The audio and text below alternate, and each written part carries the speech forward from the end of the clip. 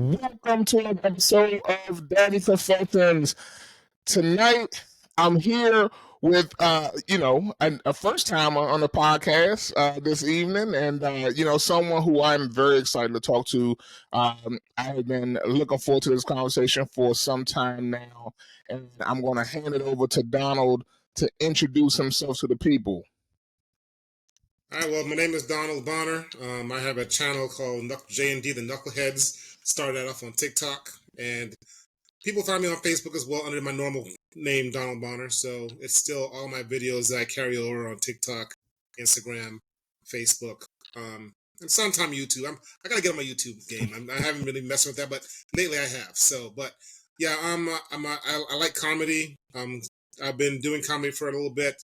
For me personally, it wasn't about just making people laugh. It's for me to get in front of the public and being comfortable. Because when I first started I did stand up for a little bit, only because I had a fear of speaking in public. And I heard I heard on the radio one day, like, if you decide that you want to get over your fear, try to do stand-up comedy.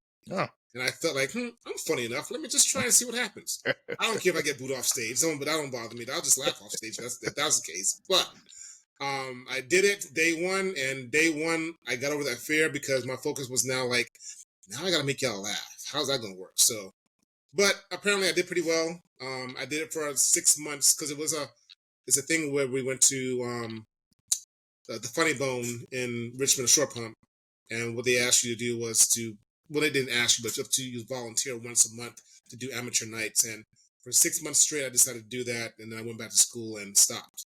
But other than that, for me, I'm all about making people laugh. I'm a man of God. I always want to make sure people are, because I see people, their spirits are down sometimes, and I know sometimes a laugh can just make somebody feel better about themselves or to understand that the situation they're dealing with is not that serious. Okay. And sometimes we just have to just laugh about things. Because I'm a big goofball. I've been like that all my life. And my biggest thing is I like making people laugh, and that's just me. And I'm an IT guy as well, just know a little bit more of my work background. But other than that, I just create comedy and I create videos, and I enjoy doing it with my family. All right. And you have, so your videos are mainly focused on your family. Mainly, yes. Yeah. And that's how I found you first when I didn't know about the actual the stand-up comedy. I saw you first online in videos about it was the first video I saw was it was about you being a dad who was, I think you were in the refrigerator. You were like, gosh, I can't. What I remember most of it is that it had the little baby dolls were everywhere. And so that's no video. And so apparently that's been something that you've kind of carried on for a little while now. You kind of put the baby dolls all over the place in the videos. Yeah. And it was a video of, I wish I could remember exactly what I've seen so many of them now. They're like these short videos, like you said, TikTok is your main platform. So the short video format is one where like you may not remember exactly what all of it was about, but it's about, I guess, catching people's attention is more than anything, right? So it is. I mean, for me, because I had a business doing like social media as well. So I'm helping business owners grow their social media platform. Mm-hmm, so for me, what started off with us, honestly, because when TikTok first came out, we started doing YouTube. And we were doing YouTube during the quarantine. Mm-hmm. And we were creating fun family videos, which was kind of cool. My son, he wanted to create a YouTube channel, but I wouldn't allow him to do it by himself. Gotcha. So I said, if we're going to do this, we're going to do it the right way. I'm going to make sure we're a part of it and go from there. And once we did that, it just kind of took off with us just doing YouTube, and we're just creating small skits, which was fun for a bit. But then I do a lot of the editing myself, and the editing was getting a little bit overwhelming to be creating it like I think I put a video like every Sunday. Yeah. And so what I decided to do, like, when popped up, the editing was so quick. I'm like, sweet, let's go with this. And the one video that blew us up, because I was posting like 3 times a day just to see what we can do. But the one video that blew us up was a video that my son, he wanted to do it. I didn't want to use that sound that he was providing. It was some comedian. I forgot his name, but it was a comedian. If you go to my TikTok channel, you will see him with a pin roller. It's like 3 Mhm. point something million views on there. But that was our first video that blew us up because it gave us like 50,000 followers in like a week. Wow. Wow. And that video, that's where it started with us just doing random stuff in the background. It started with me wearing a different shirt in every scene that I was in. He was using a different object, but I started realizing, let me just start using. You remember the magazine highlights? Yeah. Yeah. Yeah. Yeah. So I kind of do something similar to that, where I'm hiding things in the background, where it gives people an option to either one, they'll watch our videos for just the content. Second, they'll watch it for the things that's hidden in the background, and then three, they watch how I put it all together. Gotcha. Gotcha. And so that's how that all came about. And then I think the dolls were just easy for me to use because people started naming the dolls. And basically, it's Wednesday in the crew. Wednesday is the main doll. The one you'll see her the most in most of my videos. She's the one that's usually in the refrigerator. Mm-hmm. And the other two, I just happened to buy 2 more dolls just to make it more interesting. And now everybody's watching my videos. Yo, where's the milk? Because I put the milk in the back. I'm like, listen, people, I'm not going to keep putting the milk in this video, but everybody keeps requesting the milk. I'm like, I can't keep putting this milk out. So, I mean, for me, it's just people love that part of it. And the people say the way I create stories in my videos. They say, you're not saying anything, but you create a story with all your videos, which is pretty cool. Absolutely. And I don't try to just post anything. I make sure it makes sense. Yeah. But with my videos, and what people love about videos is that I don't curse in my videos. Nothing has any cursing in it. Because I've always believed that if you can do comedy without cursing, then you're funny. Yeah. Because I feel like it's easier to curse. I have nothing against what people are doing with the cursing. I watch like Bernie Mac. I love watching Bernie Mac. I love watching Dave Chappelle. Dave Chappelle's my favorite comedian. But for me personally, I always say if I'm gonna do comedy, I'm not gonna have any cursing in it. Because me personally, I don't really curse like that either. So I just want my kids to be able to watch them as well. Because my daughter and my kids, they literally rewatch them over and over. Especially my little girl, she watches them over and over. She'll put it on the TV and just watch our videos. So to me, it feels good to be able to do that for them. You know what? I appreciate that, and I tell you, the part that always gets me is it took me a while. I was like, man, how does he just kind of like shuffle his way in and out of the in and out of the scene, right? Like, and then, you know, so that was the part. That was the part that was for me. I was like, man, he just how you shuffling in and out like that? It's called I call it the Knucklehead Shuffle. Yeah. And so our channel's called J&D the Knuckleheads. Right. And people always mention like, how you shuffle like that and stuff like that. I'm like, I call it J&D the Knuckleheads. I actually have a shirt with me doing the shuffle as well. A buddy of mine drew a picture for me, and I actually have a shirt that's with me doing the shuffle. But we all can do it. I'm the main one who do it, but when they all started doing it, I'm like, you guys looks weird. But I'm like, you know what? That's your own niche there. That's your own kind. Right. We'll keep it that way. So they have their own style. You'll see my daughter do it sometimes. My daughter's always trying to do videos. I'm like, Sleepy, you're not doing these right. But I let her be, and I try to do the videos with them. So that's funny. It is called the Knucklehead Shuffle. Okay. And you know, I will say, so I know some, you know, I love clean comedy. I love all comedy, but but yeah, you know, and I'm actually a big fan of Kev on Stage as well. We go to a lot of his shows, and actually give a shout out to my sister-in-law.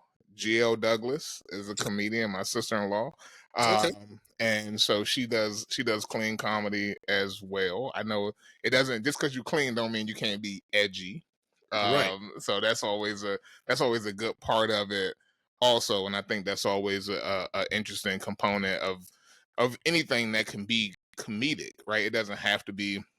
We're not talking about, it's not liturgical dance here. Right. We're not, you know, you can still be edgy a little bit if you want to. You can still enjoy what you're doing and tell the story that you want to tell. Exactly. And I love that part of that. And so you've already mentioned, you know, your son, your daughter, your wife, all of you guys do the videos together. Not all the time. Sometimes they make appearances in the videos. And so tell me a little bit about, your son wanted to start a YouTube channel. Like, what was his original idea, and what led you to this version of what you all started to do together? And I asked this question honestly because my son wanted to start a YouTube channel a while ago, and I didn't let him. And so now I'm like, well, you know what? Okay, let's dig into some of the ideas that maybe he has, and I want to hear from you, like how you arrived at this. So it's probably the same thing. He didn't have any ideas. He just wanted to do YouTube. And I was like, well, I know how YouTube is, and I watched. Like I said, for me, my background is cybersecurity, so I do pay attention to what's going on online. But for him, it was just random things that he wanted to do. I'm like, well, we're not just gonna do random things. He wanted, because a lot of kids back in the time was doing challenges and stuff like that. And I said, well, I can do that with you, because I think we started off doing like challenges as well, like eating something spicy and just random things that we did in the beginning, and that was something that he liked. So me and him, the two of us are very close. We do a lot of things together. But if you see him, you see me most of the time. So it's something that I was like, you know what, I want to work with you. Plus, I've been myself wanted to create some kind of YouTube channel as well. I wanted to get it monetized and stuff like that. So I'm like, you know what, maybe this would be a good idea to do it with him. And it started with me and him, J and D. That's the J is him, the D is me. Yeah. We got J and D, the Knuckleheads. We even had a vote online of what should the name be, and everybody voted J and D, the Knuckleheads. Like, sweet, we'll go with that. But it worked out to the point where, like I said, YouTube, like I said, you got to do all the editing. And TikTok's editing was so simple, and the videos were so short. I'm like, I could do this all day.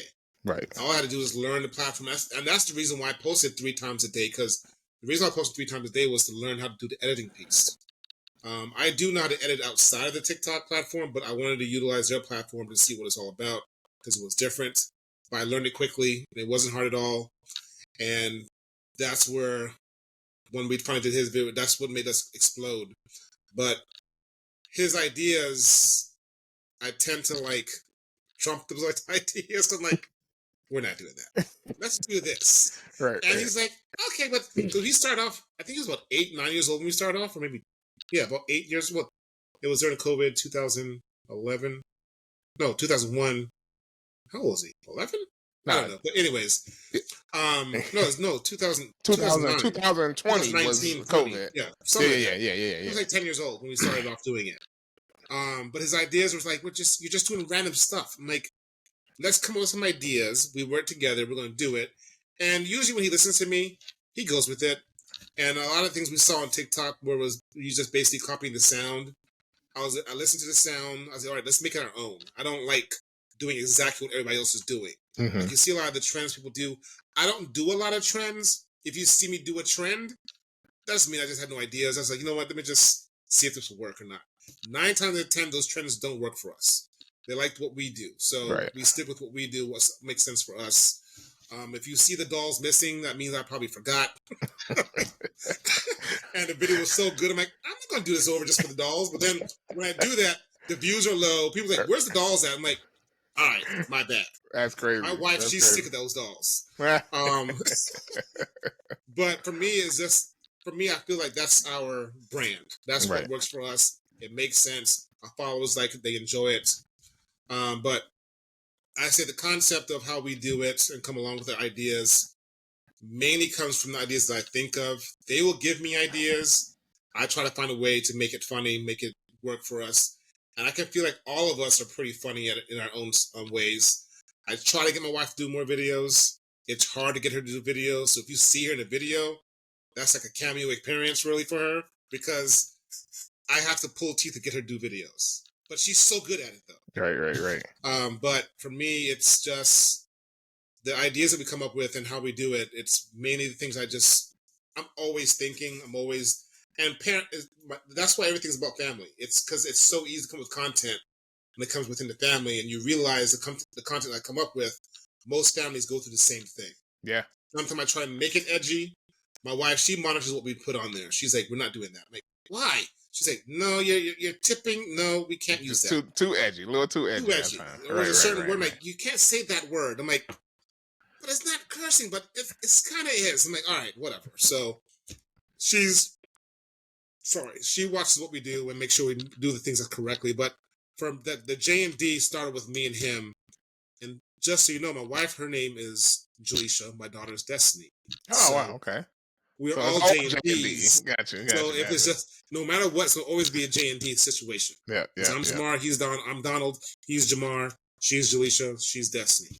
So we purposely did that before we did the video stuff, That's but great. That's it worked out fantastic. perfectly. So because Yeah. they weren't in it at first, but we started putting them in it, especially when my daughter got older because she wanted to do videos. So I put us all in there. I ain't gonna lie. I am a little worried now that my family is gonna hear this and everybody gonna want to try to come up with great ideas then they're gonna put me to work trying to Here, figure I'm out how telling you to. this right now because I'm sure just from podcast itself, we may look happy in them videos, but I'm telling you, we are cursing each other out when those videos are over with. Because we're mad at each other. My son, he doesn't know how to sit still. He's always all over the place. Like, dude, come back over here. Or my daughter, she just keeps messing it up. I'm like, sweeps, you want to do the video, but I need you to listen to what I'm saying. Because my wife and I, we're very picky on how we do the videos. Because we're not just going to do random stuff. Everything has to match. Everything has to come up perfect. And that's how we are. But my kids, they struggle with it because they're like, hey, it looks fine. I'm like, no, it doesn't look fine. We got to do this again. So a 15-second video can take an hour to do, honestly. Yeah. Ooh, see? Yes. So I don't know. Just because it looks good, but I promise you, it ain't what you think it is once it's over with. Well, that's good. Hey, I will leave that disclaimer in there because they need to hear. They need to know that it's not as easy as it seems. And I know because I just doing these videos. Some of them I can drop just as is, and some of them I have to edit. I was just telling my wife the other day. I was like, I got a video I got to put together right now that I got to edit down, and but I love seeing that you guys are doing something together and that you have figured out how to make that work, and I always love to see families be able to do things together. It's not easy to try to find something that everybody can get involved in and stay on task for and stuff like that. So I know all the videos don't have them in it, and I know that's probably part of the reason why, right? Like it's mainly me trying to keep everything alive with the platform and our followers. So I will do things and just to try to keep the page alive when it's just me. And I know a lot of people are like, yo, where's your comment? I'm like, trying. But my son, he's always getting himself grounded. My wife, she don't want to do videos because she's tired. My daughter, the videos we want to do just don't make any sense. I'm like, and so I'll try my hardest to think of some videos for myself, but then I'll take some time away from doing the videos just to rebuild some more comedy and create some other ideas and try to make it our own. Because a lot of the videos, I'll watch I spend my time watching a lot of reels and TikToks, coming up with the ideas, or I even use AI as well. Say, hey, I'm a family.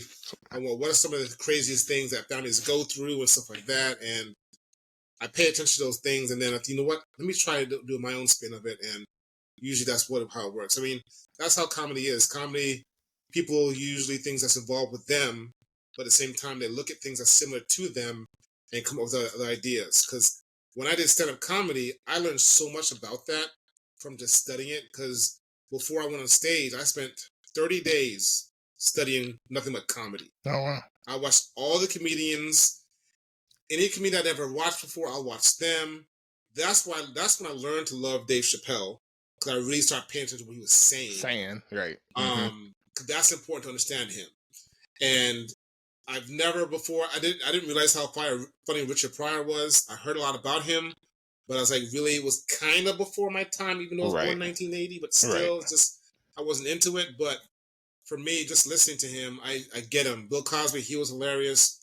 There's some other few guys that I didn't listen to back for my time, and they were actually good. Yeah. But it helped me to learn, respect the comedy game and where it comes from, and that's how I got on stage. And the very first time I was on stage, the manager there said, "How many years you been doing comedy?" I'm like, "Years? My first day." He's like, "I couldn't tell because you got on stage, your presence and everything." I was like, "Well, I have to understand my background is my father. He's a reggae singer. My brother, he's an actor. So, and I think for my other brother, he's a musician. So we're all artistic in our own kind of ways. Right. And performance-based is what we do. So me being in front of people, I've never had a problem acting stupid in front of people. When I say stupid, meaning just acting goofy and It's silly. goofy. Right. Right. Speaking was always my problem because people always, with my parents being from Jamaica, with me being, I speak fast. I've always been told I mumbled my words, and it took me some time to realize what the situation was. And it's not that I mumble, it's just I speak fast. And it took me recording myself, and it was hard for me to do camera work at first. I was doing like motivational things on camera just to get myself onto the YouTube. And it was hard for me at first because I'm like, I didn't feel comfortable posting these videos. Really, seriously, I didn't feel comfortable. And then after listening to myself over and over, I started recognizing my voice, because usually you have a hard time recognizing your voice when you first hear it, when you record it. Right. Now I've gotten to a point where when I hear my voice, it just sounds normal. Right. It's just because I've done it so many times now. I've been repetitive, keep being consistent with it. And now I'm comfortable in front of the camera. I'll just go record something, boom, done, post it. Won't even think twice about it. That's what I do with my stories on my Facebook page. I'll post videos of me cooking. I always do a lot of cooking stuff on my my stories. Or just random things. That's usually more the live situation of my son playing soccer. Right. That's usually what I do with the stories, just to get people to have an idea of who I am. Yeah. But for me, it's just being consistent with that got me comfortable, made me be able to do more. Now my son, he's very comfortable with it. He just goes, he'll be playing his phone. I'll say 3, 2, 1, and then he's ready to do whatever he needs to do, which is frustrating to me at the same time. Like, can you put the phone down? Put the phone down so we can get this thing going. Oh yeah. I saw the video you posted not too long ago of y'all at dinner, and what was that? That was recent. Like, I just did that. So I was like, you know what? Let's do one view the phone, especially at dinner, because he does it a lot at dinner. So it's just, I like to post things that every family goes through, because all families like to. They think they're the only ones going through it. Nah, you're not the only one. And honestly, that was the reason for this podcast from the beginning. Honestly, it was my version of, having conversations specifically with dads in this case, but also for mothers as well, about like some of the things that parents deal with, right? And like being able to kind of talk through it a little bit, or think through it, and having people on who are having their own version of like the thing, that next thing, right? Mm-hmm. So so that's why we talk about so many different topics on this podcast, and I appreciate what you just said about all of the time and effort you put into working on your craft as a comedian, because we are in a time right now where I feel like kids feel like if they don't get it, if it doesn't come easy to them, then they won't do it, or they think that everything's supposed to come easy to them, and that's not the way it is, right? You have to work towards it. For some people, things are easy, but even those people, if they want to be the best at it, they have to work at it. And that's why fatherhood. I mean, for me, fatherhood is very important. Mm-hmm. I mean, parents with both, especially in a two family members in a home, like your wife and the father. It's good to have them both. I've had that growing up. But one of the things, like you're just saying about being committed and staying consistent with trying to accomplish some of your goals. Like you saw that video with my son in soccer, right? Yeah. So it's for him. I've been working with him since he was like 2 years old, playing soccer, and for him, he's always said his soccer is his passion. Mm. And many times, and you'll see in the video where I said, you're gonna prove to me this is your passion. If you listen to that video again. Right. That comes from him keep telling me that soccer is his passion, and I keep telling him soccer is not your passion. If soccer was your passion, you would have done things to accomplish the goals that you need to in order to get onto these teams that you're trying to get to. Because he failed to make his soccer team 3 times in middle school. All of middle school, he failed to make the team. And every time he failed, the first time he failed, he teared up. I was like, dang, you really do want this. But did nothing about it. Second year, he was bawling.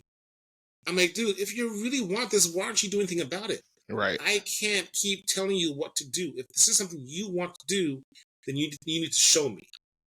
And it was frustrating just watching that, to see him just let time go by and not do anything about it. Yeah. And I have to keep asking him, listen to me, is soccer your passion? He's like, yes.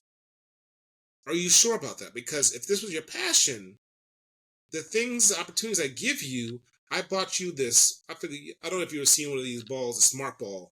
Yeah, the They sell dribble. online. It's like the dribble up Dribbling, thing. yeah. Yeah, I think it's the I same got him thing. Yeah. that. I got him that thing. I was paying, I think it was like $9 a month, and I honestly forgot about it for a Right. good year. He never used it, Mm. and until one day I was looking at my bill, I'm like, what is this, $9.99? I'm like, listen. So I cut that off. I bought him a FIFA soccer game. Never played it. Mm. He doesn't watch soccer at all. Oh wow. He Okay. does a lot of things he wasn't. The only time he played soccer is when I told him to. Or like when the soccer, because I coach the soccer team, which he enjoys doing, but that's the only time he touched soccer ball. And I'm like, you got to do more than just this. You can't wait till the season starts for you to start playing soccer. And then you do nothing else to help you get better. Yeah. So it took me talking to other fathers, and they were telling me, listen, he's young, he's going to get it one day. But you as your father, if he says this what it is, then you got to keep working with him. And I'm like, but he's not doing anything about it. They get it, but it's sometimes it takes a while for it to click. Yeah. Usually by the time they're like 15, 16, when when their friends are starting to get themselves more serious in what they're trying to accomplish, they'll start seeing it. Yeah. So I'm like, all right. And sometimes I wanted to give up, but I've always told him I'm not going to push him to things that he doesn't want to do. I felt that before, and I hated that. Mm-hmm. But for him, I wanted to support. I said, if you this is what you want to do, I'm going to go all in so you can accomplish this. And you have to understand that I'm with you. I'm helping you out. But when he failed it that third time, I was like, you know what? Are you about to go into high school? We're gonna work. And he did something over the summer that got himself in trouble. So he said, you know what? This summer we're gonna spend all summer, and that's what that video where I was talking to him. I was like, we're gonna spend this entire summer. And you see, if a passion for soccer, okay.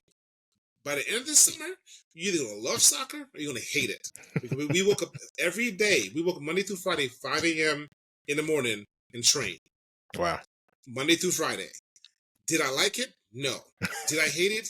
Yes. Because I hated being out there. But I knew what I saw in my son. I believed in him. I'm gonna work it. And I know how I am. When I want something bad enough, I go above and beyond that most people do. So for me, that's what I did. And I'm trying to teach him to understand that's how things work.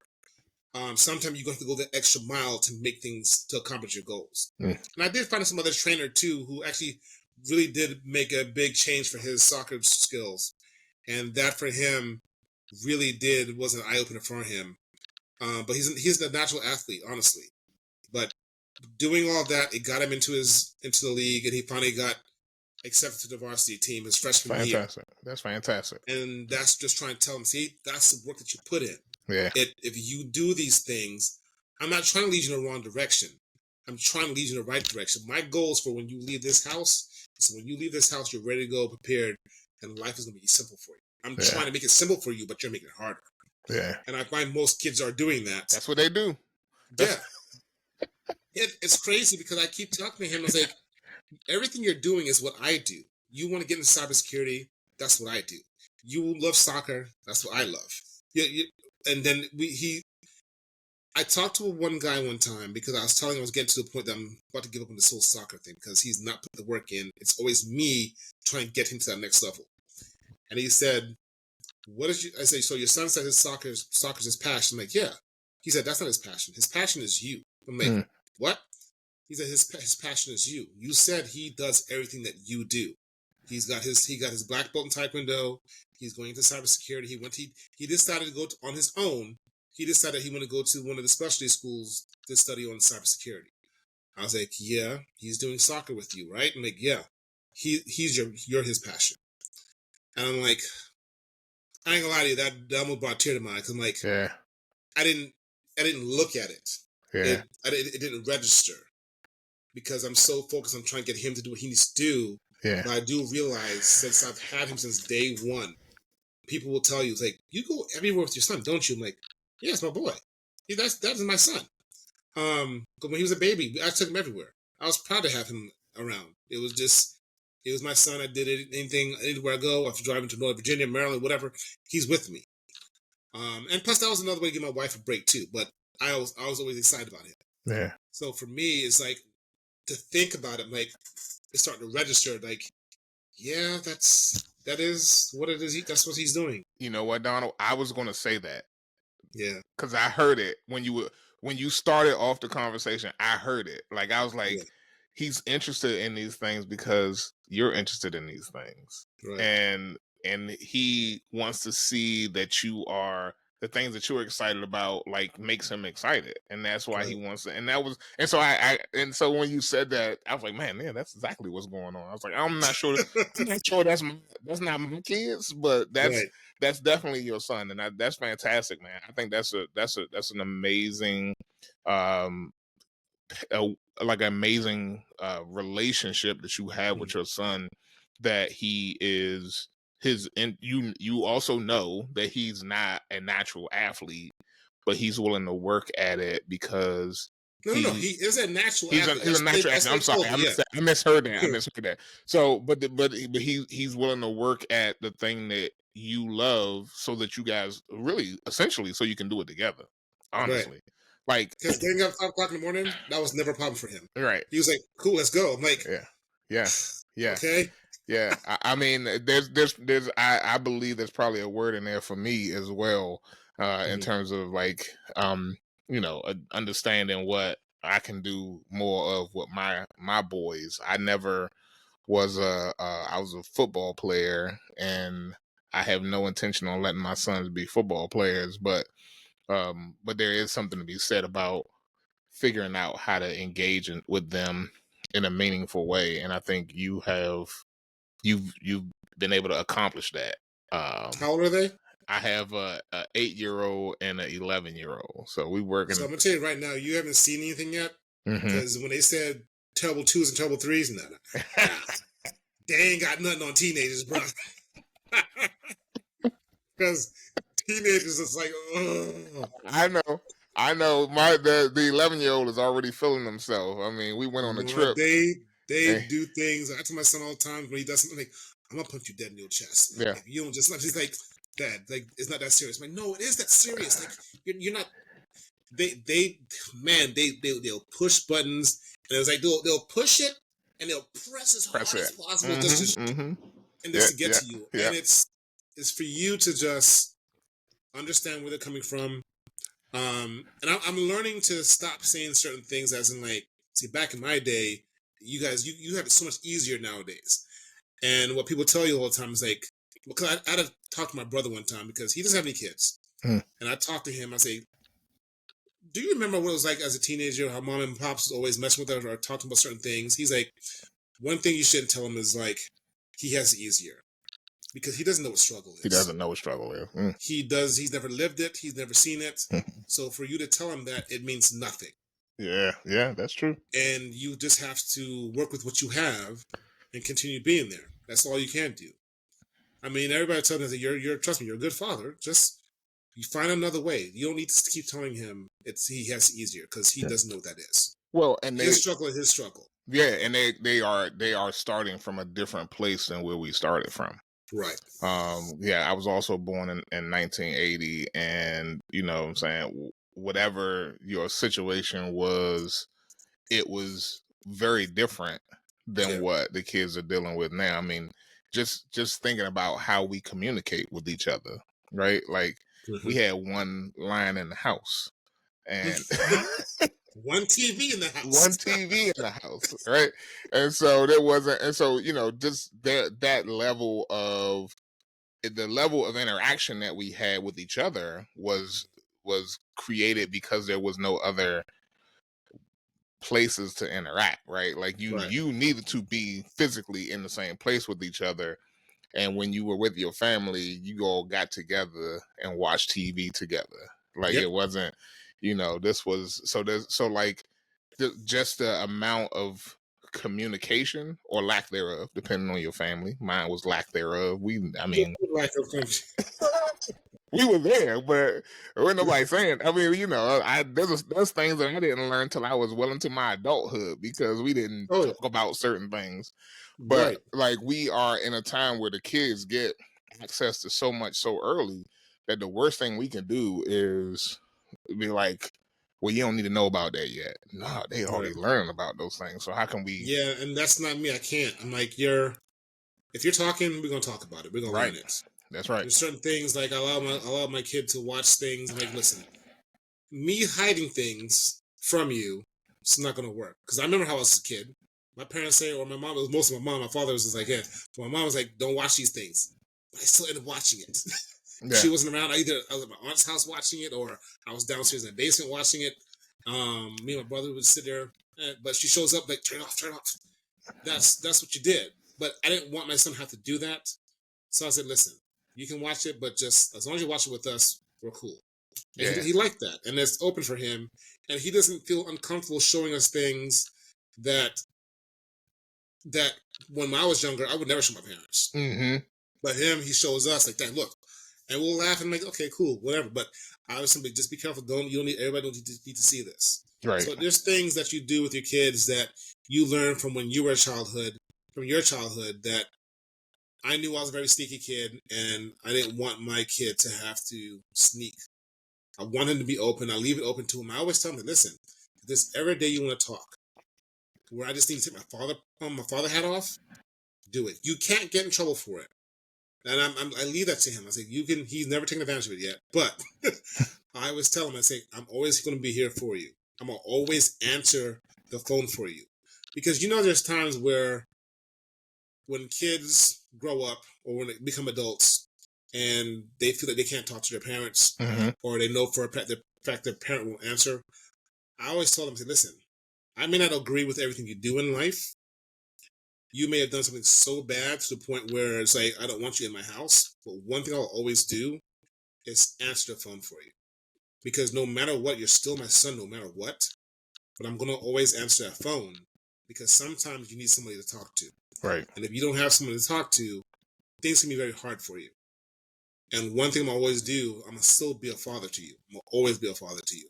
I'm going to always answer that phone for you no matter what the situation is. But I'm going to always be there to make sure I can provide you with any kind of word that you need. Yeah, that's fantastic. Like, you may do something I might not agree to, I may not want you around me, but I'll always answer the phone. Yeah. So I always want to make sure my kids are always aware of that. Yeah, that's fantastic, man. So look, I got a couple more questions for you. Mm-hmm. And I think this one is one that I really want to ask this question specifically because of how this conversation has gone with talking about your son and his experience with. And mind you, I have a daughter too, but she's only 7. I know, so she's still young. I mean, yeah, my son's a teenager, so I do a lot with for her right now is rainbows and yes. it's like everything is. Teaching her type of shoes and all that stuff. It's a very different thing when you're talking about a little girl, right? Yes. Like little girl. Like when they get older, you gonna have something on your hands. I know. I tell my wife that. I think her and my wife can be more of the problem than me because I'm usually my kids know how I am. Once I say something, they're like, Yeah. I'm a big goofball, but trust me, when they see me, they're like.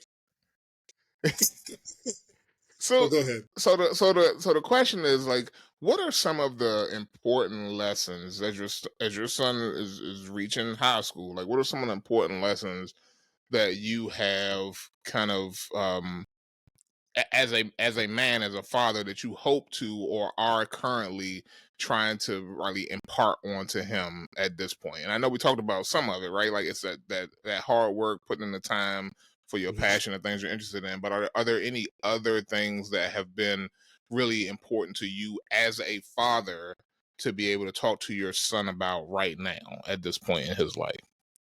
Well, one thing I've always told him, you need to respect the women around you. That's one thing I've been respectful with that. Because for me, it's important. Like I'm a mama's boy. I ain't gonna lie to you about that. That's my mama's my world.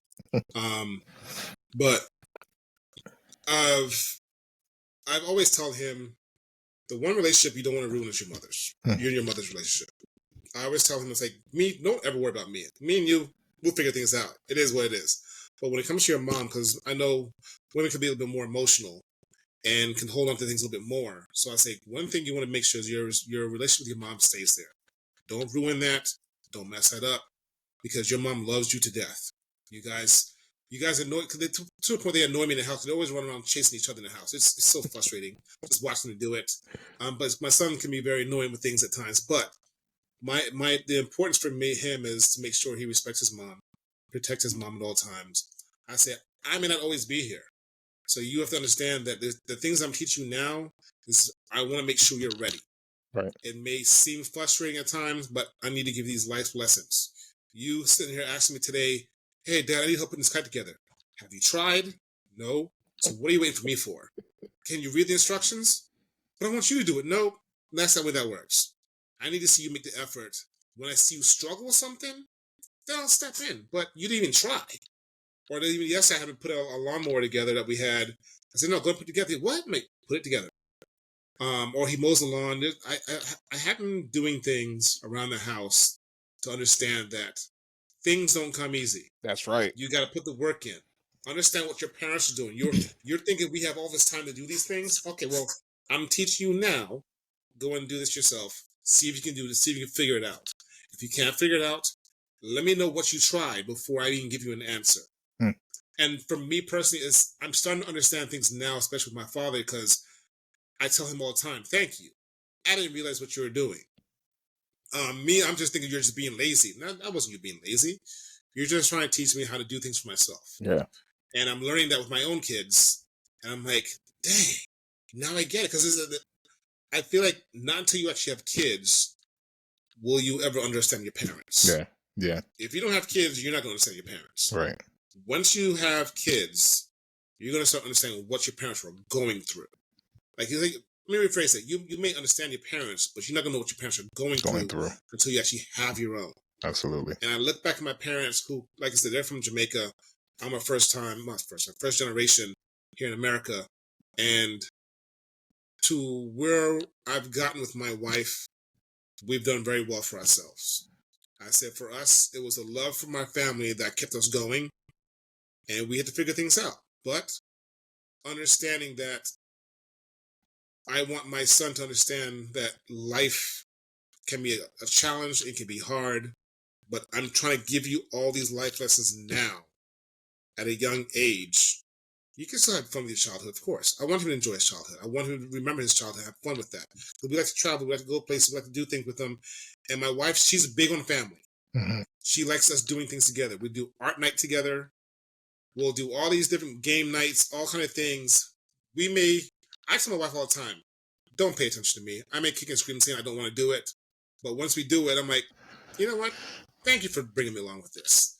Thank you for having me play games with you. I appreciate that. Because sometimes I can sit on my own and do my own thing. Right. But my wife likes putting us all together, which is something that is a core memory for the kids. It's going to help them to remember those things. But for me, like I said, I'm always about teaching as I go with my son. Now that he's older, I want him to try and do different things. When I do something for the first time, I say, you know what? Hey, come watch me do this. So every day is a life lesson, honestly. Yeah. And every day you speak with him, because me and him, because I pick him up from soccer every day from his practice. His school is like far from us, so because the school that he decided to go to, so I have to pick him right after I get off to work. But we come home, we'll drive, we'll talk about girls, we'll talk about sex, we'll talk about anything. Even though it feels uncomfortable, I tell him, look, I'm not comfortable talking to you about this right now, but we need to talk about it. Gotta talk about it. We gotta talk about it. Yeah. And I said, I don't want you going in the way that I went into things, learning things at the wrong time. I told him when I lost my virginity. I told him all these things. I think I want him to understand what I went through in my life. Right. So I don't want to hide things from him. I want him to understand, so it's not a challenge for him. Where something was a challenge for me, like I want to help him understand. Like, listen, most girls will tell you the guys that they actually end up with, them telling you that they were great with what they're saying or they were suave and all. No, they were all fumbling idiots. They struggled. They were acting all silly and goofy and didn't know how to approach me. most females tell you, yeah, my husband was like this. He didn't know how to talk to nobody. Right. He was goofy. I'm like, so I try to tell him these things to understand that just in life, you got to take chances. If you don't take chances, you might miss out. And I said, if you have a problem, question, just ask me. I'm going to give you the best answer I can. Not all my answers are right. If I don't understand something, I say, hey, let's talk to your Uncle Drew, or let's go talk to somebody else who's better with girls, or who's better with all these different things. But just to understand that you have a community of people that's willing to make sure things is easy for you. Yeah. You have my younger brother who's like a 17-year gap, but him and my son, they're very close. And I know my son will talk to him about things that he won't talk to me about. And I'm okay with that. He has someone he can trust.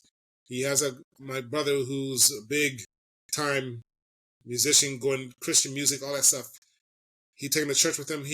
But they're close. Mm-hmm. When it comes to buying him school shows, I'll take a picture. I'm like, look, does this work in today's generation? my brother be like, yeah, that's the one. I'm like, all right. Because I know to look out for those things. I know it's like, you know what? We're going to make sure these things are good. And I always tell them, the school issues, if you have an issue with school, you deal with the kid. I'm going to deal with the adults. Like, I don't want to, you know how kids are. Kids are like, oh, you got your daddy involved. That's not me. I'm not going to do that. One thing I do for him, like there's a time where he got into a fight on a bus with some kid, and I don't think it was a real physical fight, more pushing back and forth. Mm-hmm. But the fact that the bus driver never saw the fight kind of frustrated me, because my son got the wind knocked out of him. Because it was an eighth grader. He was in sixth grade. The kid was an eighth grader, and the kid is much bigger than he was. My son was a very tiny little kid at the time. And he stood up for himself. My son, he's not going to back up for nobody. And he said, because he sat in the back of the bus where the bigger kid sat, and he got back there for us, and the guy said, you can't sit back here. He's like, why can't I? Your name's not on the seat, so-and-so. But when I found out about that, I went to go approach the bus driver and say, hey, listen, you had an issue in the back of your bus, and you didn't stop it. My son was in the back of the bus, got in a fight in the back of your bus. He's like, your son? I'm like, yeah. He said, when did this happen? This happened yesterday at the bus stop at school, and you drove off while it was still happening. My problem I have with that is you never saw it. How is that possible? And you're driving a bus. He said, well, who's your son? Like, you're asking the wrong question. I'm like, don't worry about who my son is. My problem is you are in charge of our kids until they get home. You are driving this bus. This is a problem for me because you didn't see what happened. Right. How do you not see that? And but he kept asking me, well, who's your son? I was like, you're not listening to me. Right. This is not comprehending you. You have control of my kid. You have control of everyone's kid. All the kids, right. Right. This is not just about my son. But the bigger picture here is you didn't see this. So it could be my kid, somebody else's kid. The fact is you didn't see it. And if this happens again, I will report this.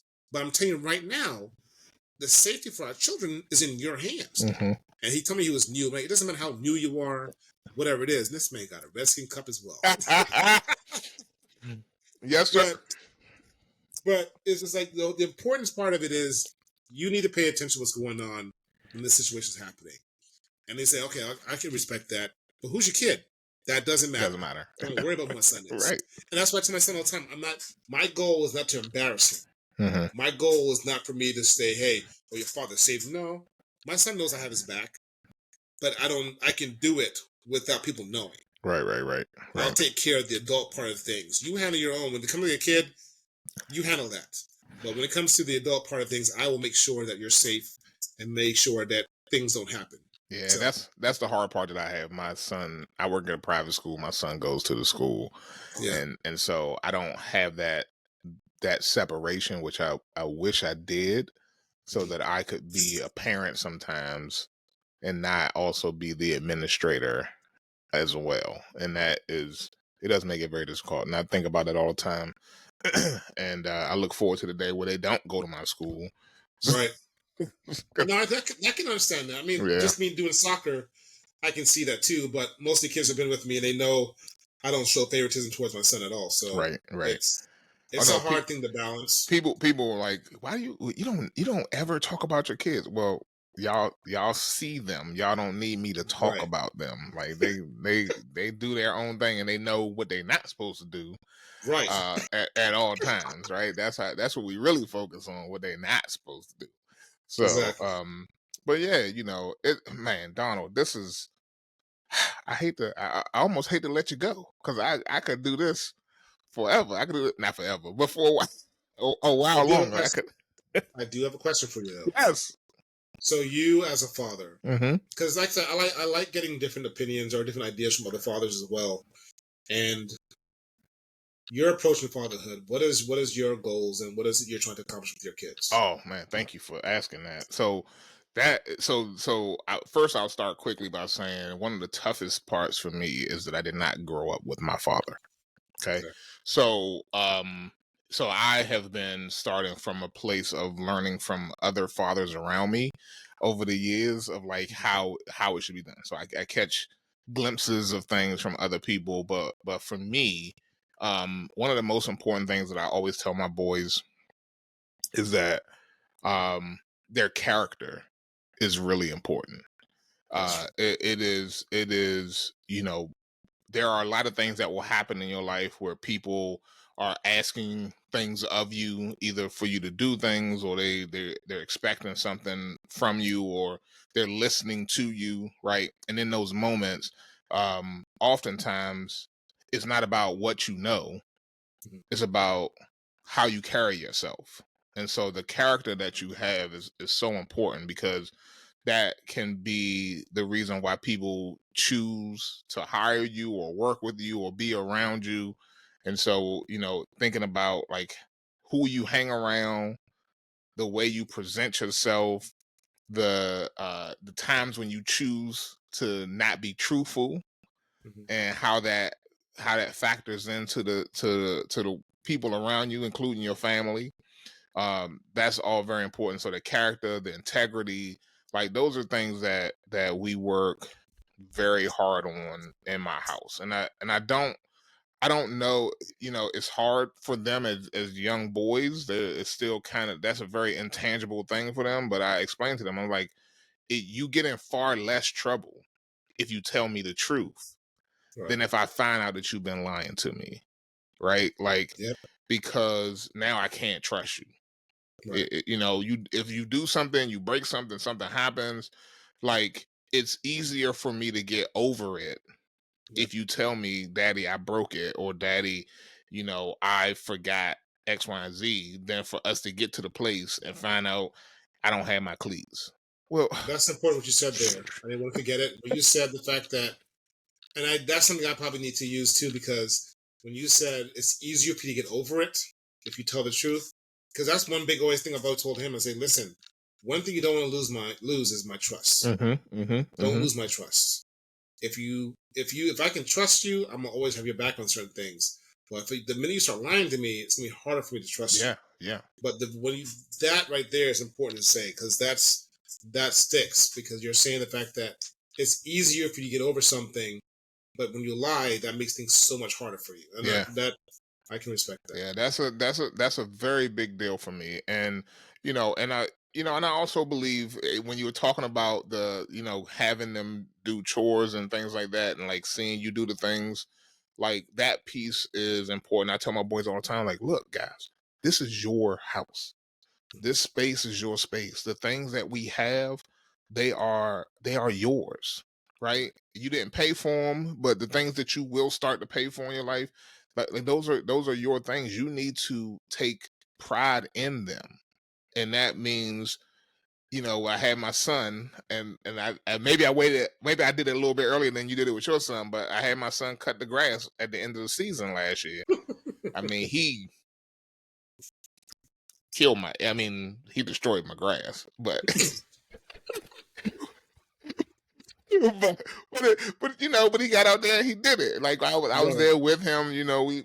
We did it. He complained about it. I was like, look, but after you're done with it and you see that, and once it started growing back a little bit, but it was, I was like, you see the neighbor and how they not cutting their grass. Like, Hmm. don't it make you feel good to know you took care of your house? like the place where you live, the place you walk into every day or you walk out of every day, like you did that.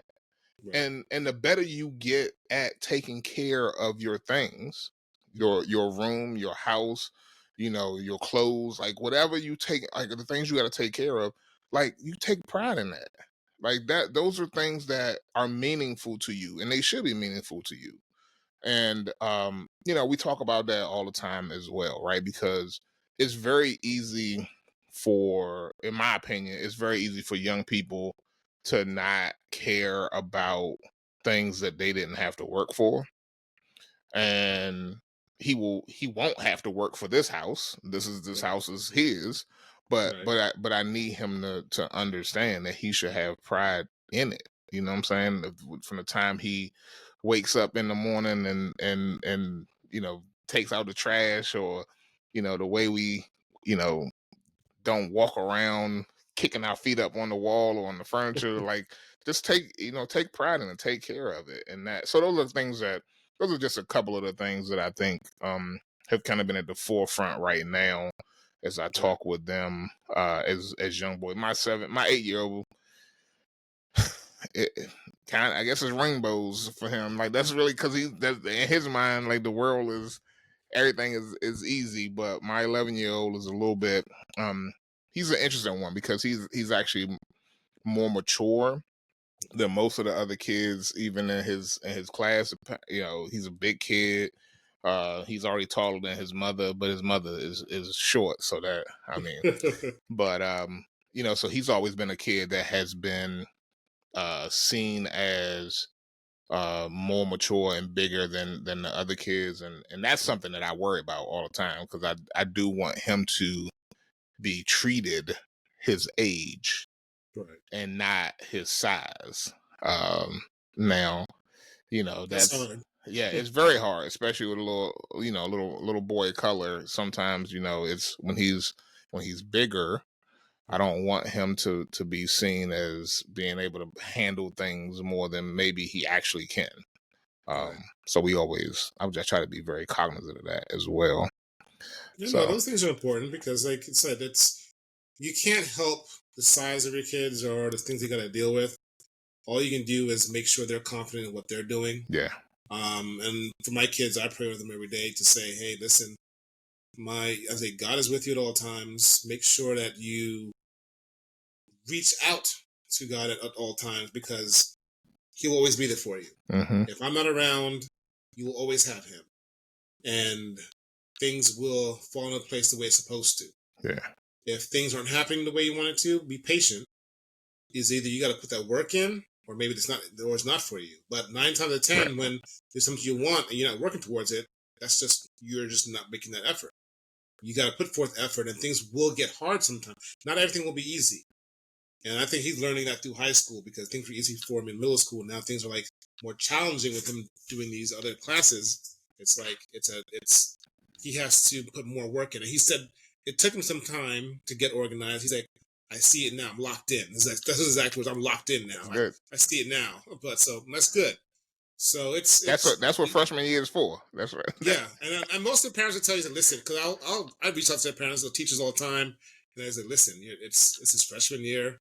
Most freshmen go through this. I'm like, Yeah, all right, and I know if with him he's doing a lot more work because of the program he's doing. But I'm like, all right, it's not like he's struggling, but still, it's not where he was before. But he's starting to see it now, and that's what matters. He's seeing it, and I always tell fathers or parents if you can just say things over and over, it will eventually register hmm, because hmm, one day you're going to hear him say something that you've been telling him, and he will say to one of his friends. And yeah, I'm like, because I always tell him, it's like, I was like, every decision you make, there's always a consequence. And he said it to one of his friends once, I'm like, wait, he's actually listening to me.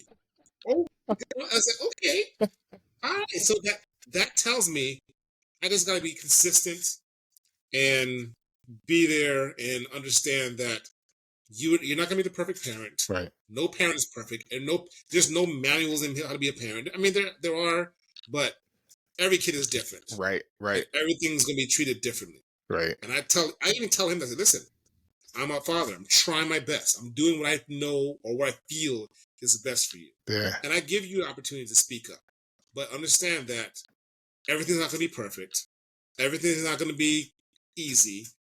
Sometimes there's going to be a struggle. Sometimes me and you're going to fight. We fight on the soccer field all the time. Me and you argue all the time on the soccer field. But that's me and your that's our chemistry. That's how we are. But understand that we're supporting one another. We're there for each other. Because once we're arguing, the next thing you know, we're laughing and cracking up. Right. That's life. That's how it is. So you as a father too, just understand it's a scary world. It's a scary situation. But all we can do is pray over our kids, make sure they get what they need. We're going to go above and beyond. Sometimes we can't forget about ourselves. But understand that if you feel like you're doing right, then you probably are doing something right. Right. You'll know if you're doing something wrong. Yeah. So don't ever question yourself. I've learned to stop questioning myself and just do what I feel is best. And other people's opinions are great, but never allow someone else to step in who knows nothing about your situation to change your mind. Especially with you dealing with like social media now. Because I do a lot of social media and I see a lot of people comments and say, like, they're telling me, like, are you being a terrible father? It's comedy, bro. Right. Like, what is you talking? This is not real. I don't do this in real life. I don't go around just stabbing people in the neck. I don't do that. I was gonna say something about that. I was like, it's just comedy, folks. Like, it's not right. I'm not really hitting. Right. I'm not hitting my wife. It's if you really want to slow it down, I don't mean touch them at all. It's sped up. It's just a concept of certain things. And that's good acting on your family's part. You can tell them I said that. That's great acting on their part. They are doing a great job of. I'm not doing anything against their will. They're all participating. They're all happy, and I'm very.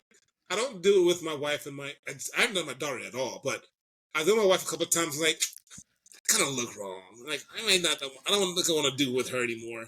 It's cool with my son, but I'm not feeling too like. So what, we're abusing our wives now? I'm like, no, that's not the intention. Right. It's just the concept of, did she do something I didn't like? And a lot of guys in their minds, they think these things, but we don't do it. Right.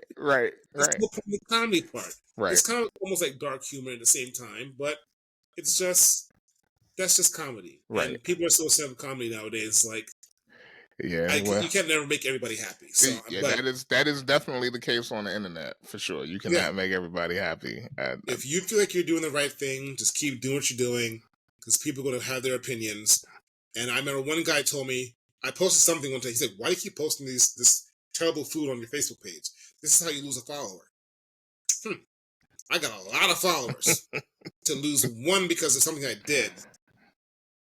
Sorry, brother, you gotta go. If you don't like it, then just go. You don't like it. That's right. Right. It's okay. It's all right. It's okay. Well, I tell you, sleep over it. I tell you what, Donald, I receive that word, man. I think that's an important thing, because it is hard sometimes to know if you or feel like you're doing the right thing all the time when you raising kids. You know, we raising little people, and we want them to go out in the world and be productive and be happy and figure out what makes them joyous, and we just want to put them on the right track to be able to figure out what those things are, and it's it's one of God's greatest gifts to be able to have kids and to raise kids.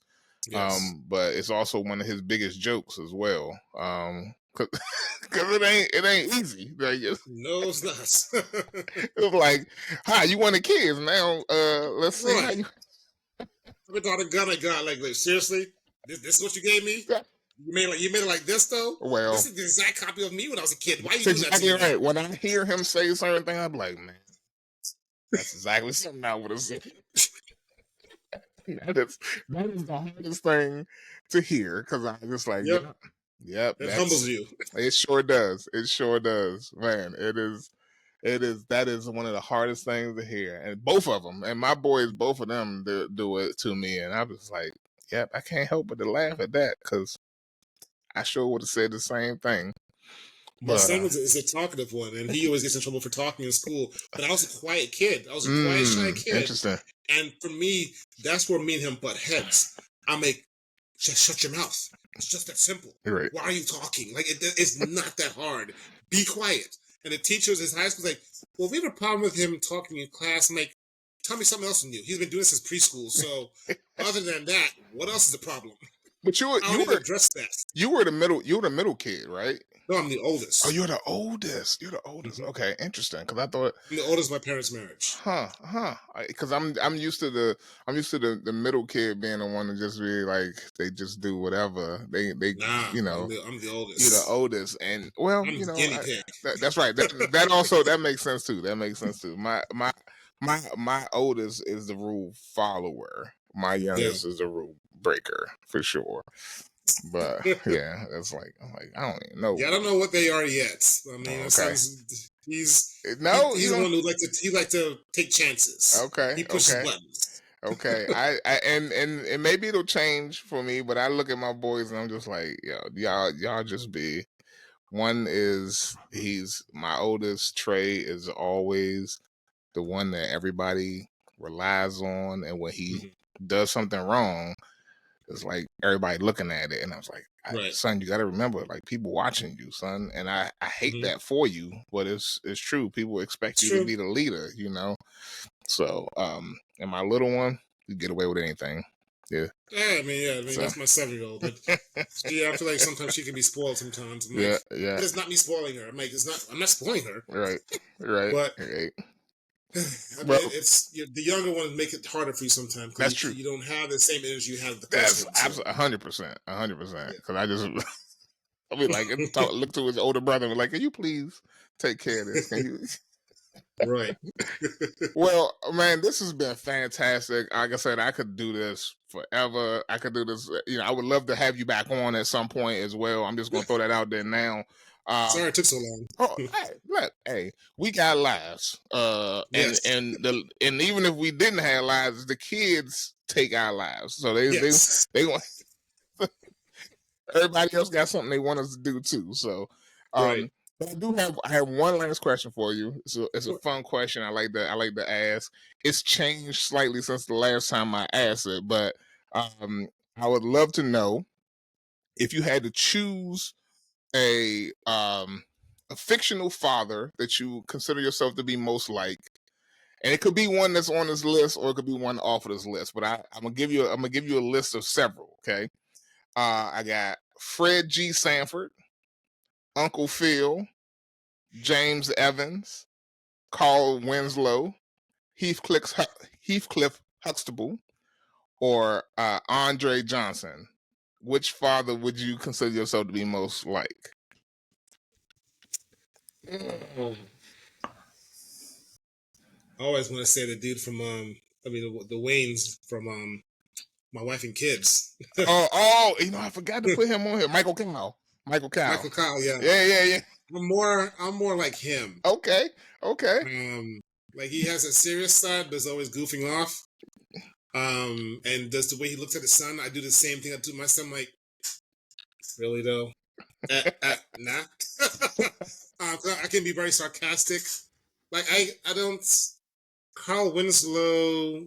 No, I'm not like any of those guys. Okay. I feel like I like Michael bit old. Kyle though. I like Michael Kyle as an answer, and Yeah. I didn't even think about that, man. Like, but I just saw. A matter of fact, I just saw Damon Wayans on Club Shay Shay. Yeah. Yeah. No, that was a really good show. I like that show a lot. My wife and I are like the parents of My Wife and Kids. Yeah, I like that. I like that. Gina, I can't remember what her name was in the show though, but we're more like Claire. them. Well, no, that was a daughter. I can't remember. That was the daughter. Yeah. Yeah. I remember what it was, but we're like them. Okay. I'll give you that because we used to love watching that show, and I think we took a lot of things from that show just with our kids. Because if people will see how we are with our children, we have fun with them. We have a lot of fun with them. We literally do everything together. Our niece would tell you like the reason why I like eating over you guys' house because you guys always eat together during dinner time. It's interesting. I don't see that a lot. I'm like, well, we like that. We wanted to have that traditional things that we wanted to see growing up. Yeah. So we want to make sure that we did it with our families. Fantastic. No one can tell us that we don't do these things because it's our own rules. We do what we want to do. We make it happen. So what we wanted growing up, we make sure it happened as parents. But the whole Michael, I mean, with Michael and what was her name? I don't know what her name was. I I can't just know her remember. as Gina. Yeah, That's what I call her, Gina. But that show was us. That's who we are. And it's always been that way. That's what I love about that show. It's one of our favorite shows that we watch as a couple. Okay, yeah, that's cool. That's cool. The other guys are a little bit too old, I think. I think that's what it is. Because Heathcliff, he's exactly like my father. But see, Uncle Phil, Andre Johnson. I threw that one in there as a more recent one, and I hadn't even thought about him because I didn't really watch Blackish like that. But but that was one that I threw in there as a newer one. I can't really say. I mean, we can have some things with how they are, but that's not us. Yeah. Michael, my wife and kids. That's I like my that exact marriage. I like that. That's exactly who we are. I like that. That's fantastic. That was one of my favorite shows. So I like that a lot. Well, Donald, man, thank you for being. Who are me? Oh, me. Oh man, let's see. Because I ask this question all the time. I honestly think that most of the time I probably would be I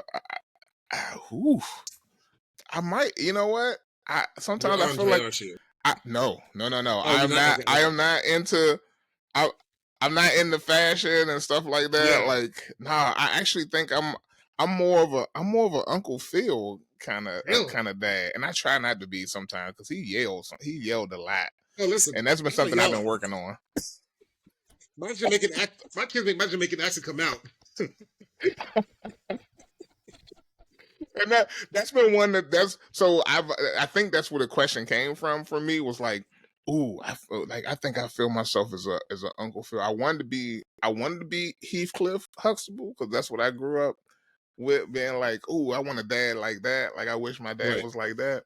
But and he was, he was funny. But he also seemed like he didn't know what was going on a lot of the time, and I don't like that part of it, not knowing. But that's my dad. He was 100% my dad. I love my dad to death, though. And so Uncle Phil always, he had the kids back. He always seemed to be like pretty much on top of things. Mm-hmm. But and that's how I feel like I am most of the time. I do like Michael Cow though. That one I hadn't spent a lot of time thinking about that one. I'm not gonna steal yours, but that. But Michael Cow's like it was just he was no nonsense. Yeah. But he joked about it or something. But he was very sarcastic about it. And that's me all day. Yeah. I'm a very sarcastic person, and I don't put up with a lot of mess. My kids will do things. I'm like I know you're not dumb, right? But you're acting a certain way. I need you to stop it. Because I would not be upset to put my son out in the garage.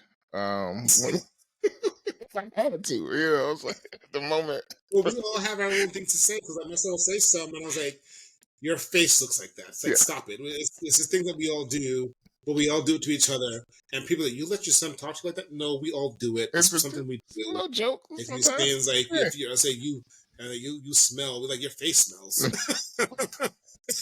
We always use some kind of body part to say something like that. That's what we do. That's why, and you know what? And that's an inside joke. It ain't for everybody to get, right? No, and when you have those inside jokes, that's an important part of of like being a family that can have those moments where you can just be, right? And that's a real important piece, man. I like this question. I'm going to ask them on Facebook page.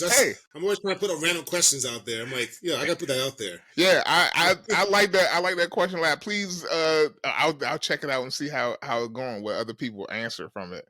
And the Fred G. Sanford one came in just recently, because I was like, I was like, I wonder what that would be like if somebody was like that now, like to. But you know what's crazy? I literally this year, or no, the end of last summer, it's my first time watching Sanford and Son. Really? Oh man, I'm telling you, for years I was like, I can't watch this. Show looks stupid. And people are like, wait, you ever watched it? It's fun. I'm like, nah, this just looks stupid. I think growing up, just seeing Fred, I'm making like, I didn't get him. Yeah. But like I said, for me, like back in 2016, when I really started paying attention to comedy, 2014, I was really learning.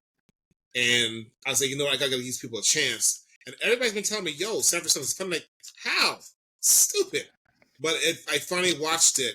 And even my own son said, Dad, you didn't think the show was funny? It's hilarious. I'm like, You know, he's like, just from what I've seen you watching, it's funny. I'm like, but I'm not gonna lie, it is funny. It I is. still owe. I think I have like 2 seasons left, but Oh wow. I actually enjoyed it. You know So I'm what? like, The last couple seasons not as funny. I So had a feeling because they start changing characters. So right. I'm like, I hate when they do that stuff. But it's actually a pretty good sitcom. I liked It it. is. It is. Wow, you know what? You never know what people have grew up watching. I grew up watching a lot of TV though, so Mm-hmm. that was my childhood. But TGIF. that's right. That's where we are. That's right. Right, That's right. that's our level. That's exactly right. TGIF. That's exactly right. But We all know who Topanga was. that's right. Not only do I know who she was, Everybody was in love with her. had a huge crush on her. Huge crush Yep. on her, for sure, for sure. That is I think 100% accurate. before her it was Winnie Wonder Years. from Wonder That's Years. true. Very true. But it yeah. You know, But oddly enough, and this is who knows where this goes in the podcast, but I also had a crush on. I don't know if you ever heard of Melissa Joan Hart as Clarissa, and Clarissa Explains It All. dang, I forgot about that show. Yeah. I haven't heard that in years. I know. But when you start saying the names, it all came back to me. Like Yeah. all that. Elmira was mine Oh. from not Family Matters. Ah. Steve's girlfriend. Yeah. I didn't like Laura. I liked Elmira. Yes. Her name was Elmira, right? It was. I think that was her name. Yes. Yes. It was Elmira. Yeah. Yeah. Yes. No, she Yeah, was. I had a huge crush on her. I was very sad when she died. Yeah. But learning that was what's name's old girlfriend. Yeah. No, that I had a huge crush Malcolm on her Jamal too. Warner.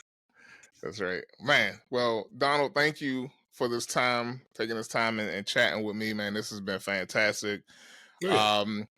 Tell the people where they can find you. So. Oh yeah. So of course Facebook is just regular Donald Bonner. You will see my J&D the Knuckleheads symbol on there. Just as long as you see it, I don't change it. So if you want to find me, you'll find it there. It's the same symbol I use under my TikTok channel, which is basically J&D the Knuckleheads. My Instagram, it is J_D_Knuckleheads. And YouTube, I believe, is just J&D the Knuckleheads. Okay. All right. Instagram always makes you slower. J and D the Knuckleheads. There you go. Yeah, all right. Well, I will make sure to put that in the show notes as well. Donald, thank you for taking this time to chat with me. This has been amazing. And I can't say enough how much I appreciate this time. I've enjoyed talking with you so much. And for all those people listening to the podcast, watching the podcast, thank you for checking out the Daddy Confessions podcast. You can find us on YouTube and on all your podcasts.